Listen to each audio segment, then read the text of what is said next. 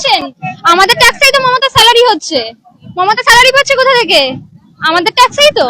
আপনি চাকরিটা দিন ছেলেকে, লক্ষ্মী ভান্ডার দিয়ে কি করবেন? আমাদের মান সম্মান তো দিন আগে, আর মেয়েদেরকে মান সম্মান দিন। আপনি বলছেন 8টার সময় বেরোবেন না, লক্ষ্মী ভান্ডার নিয়ে কি করব? সেটা নিয়ে 1,500 টাকায় তো কিছু হয় না। আমাদের মোদী সরকার জুন মাস থেকে একদম প্রমিস করেছে 3,000 টাকা দেবে, প্লাস শিল্প দেবে, চাকরি দেবে।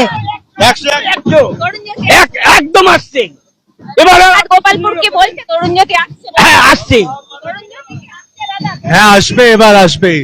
হ্যাঁ এবার পাল্টানো দরকার আছে, অবশ্যই পাল্টাবে 100%। সময়ের অপেক্ষা। মানুষ একজন রাবার স্ট্যাম্প বিধায়িকাকে এতদিন দেখে নিলেন। তিনি অত্যন্ত ভালো সিঙ্গার, অত্যন্ত ভালো একজন মানুষও হয়তো, কিন্তু বিধায়িকা হিসাবে নন। কারণ তিনি জাস্ট নামের একজন বিধায়িকা, পিছনে আসল কাজটা করে হচ্ছে দেবরাজ চক্রবর্তী। অদিতি মুন্সি একটা মুখোশ মাত্র। মুখোশের আড়ালে যাবতীয় দুর্নীতি, যাবতীয় সিন্ডিকেট রাজ, যাবতীয় কাজকর্ম করে বেড়ায় দেবরাজ চক্রবর্তী।